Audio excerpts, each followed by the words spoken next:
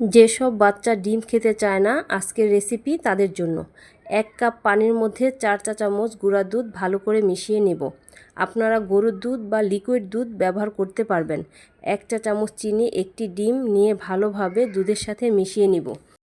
যেসব বাচ্চাদের বয়স 1 বছর তারা একটু লিকুইড রাখবেন, আর যাদের বয়স 2+ বা 3+ তারা একটু শক্ত করতে পারবেন।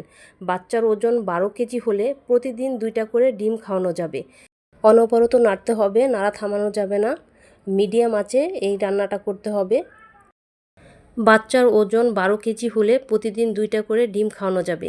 এটা আমার সাজেশন না, আমি আমার বাচ্চাকে যে ডাক্তার দেখাই সেই ডাক্তারই বলেছে যেই সব বাচ্চার ওজন 12 কেজির নিচে তারা একটি ডিম খাবে, আর যাদের ওজন 12 কেজি তারা প্রতিদিন 2টা করে ডিম খেতে পারবে।